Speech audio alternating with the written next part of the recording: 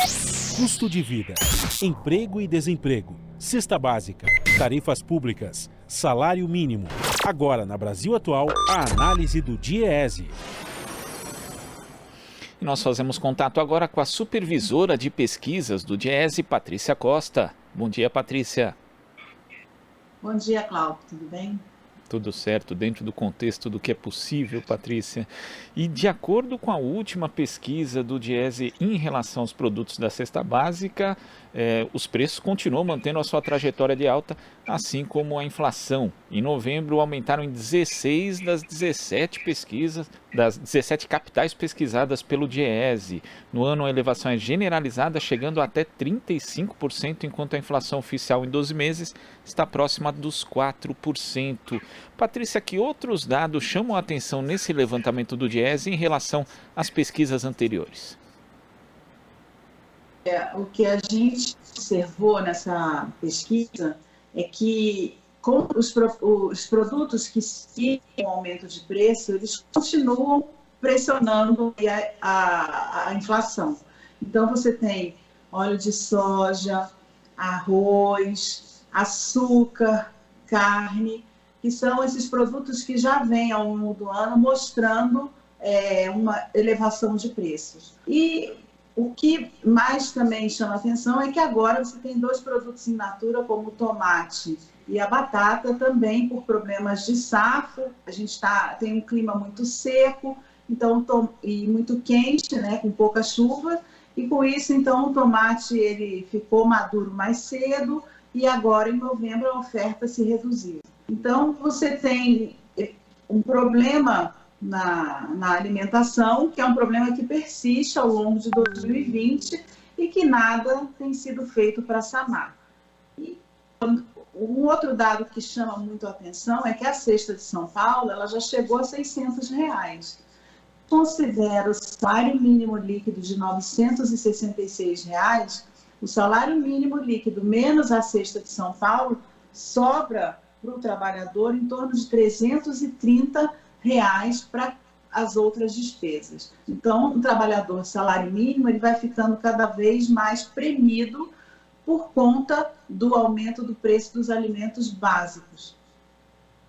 Agora, Patrícia, você cita justamente essa questão do preço da cesta básica em São Paulo, e a gente tem aí, justamente com base na cesta de São Paulo e a do Rio, né? São Paulo R$ 629,18, Rio R$ 629,63, uma estimativa de que o salário mínimo deveria estar em R$ 5.289,53, que é um valor que supera 5,06 vezes o valor do piso nacional atual.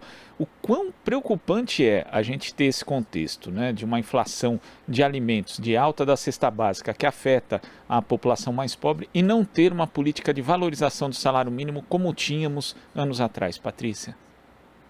Na verdade, a gente fica percebendo qual é o interesse que o atual governo tem. Ele abandonou o salário mínimo, inclusive se fala no reajuste negativo, então ele diminui. O governo também não tem nenhuma ação no sentido de minorar esse aumento de preços, porque a gente sabe que boa parte desses aumentos está ligado ao dólar valorizado, quer dizer, o real vale menos em relação ao dólar, e com isso ele está desvalorizado em relação ao dólar e é atrativo para as exportações. Então, o produtor brasileiro, o interesse dele é mandar tudo para fora porque ele lucra mais.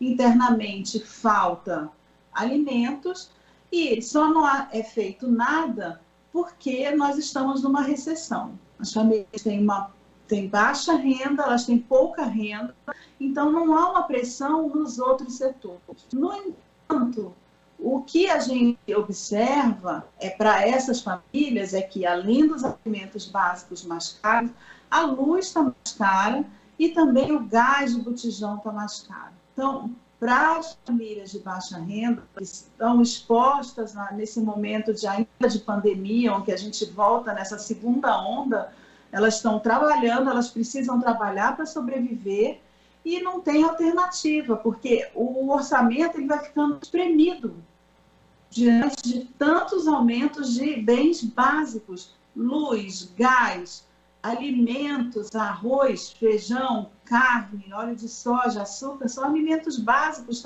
eles estão presentes na vida de todos os brasileiros. Então, não existe uma preocupação com a inflação nesse momento, ela vai ficar dentro da meta, e isso faz com que o governo não faça nada, não tome nenhuma outra medida importante para poder conter os juros, para poder conter a inflação.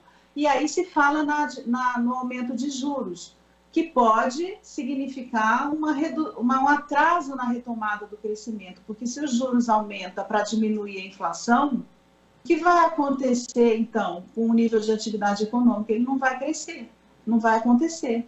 Então, vamos continuar sem emprego, vamos continuar crescendo pouco dentro daquilo que a gente já vivia antes. É uma situação muito complicada nesse momento, com a possibilidade de um 2021 com inflação acima da meta e com ações efetivas de contenção do nível de atividade econômica, sendo que o país mal saiu desse momento de pandemia. E uma condição, na verdade, de crise que afeta justamente essa população mais pobre. Quando a gente vê, por exemplo, a redução do auxílio emergencial, que hoje está em R$300, segundo esses dados do Diese, Patrícia, eles não conseguem nem comprar, na verdade, meia cesta básica. E nós temos, inclusive, a perspectiva agora do fim do auxílio emergencial. Na sua avaliação, é preciso haver uma mobilização em torno do que vai substituir o auxílio emergencial, já que a partir de 2021, se ele não existir, essa população mais pobre do Brasil vai estar entregue à própria sorte? Eu acho, Glauco, que ela já está entregue à própria sorte já há algum tempo, né? O que foi feito foi uma mobilização importante para que o aumento do auxílio emergencial. Nesse momento, o governo lutou pela redução e jogou, então, em R$300, dizendo de uma possível retomada da economia. Efetivamente, você teve um crescimento do PIB importante, mas ele cresceu um pouco do que ele reduziu quando se decretou o isolamento por grande parte das cidades no Brasil. Então, nesse momento que se coloca um aumento da inflação, uma pressão dos bens básicos, é necessário, sim, se pensar como que as famílias de baixa renda vão sobreviver, qual é a possibilidade de mobilização possível para que o salário mínimo ele aumente mais, permitindo o mínimo de qualidade de vida para essas famílias. Patrícia, muito obrigado pela sua participação aqui no Jornal Brasil Atual e até a próxima. Até a próxima. Bom dia. Bom dia. Conversamos aqui com a supervisora de pesquisas do Diese, Patrícia Costa.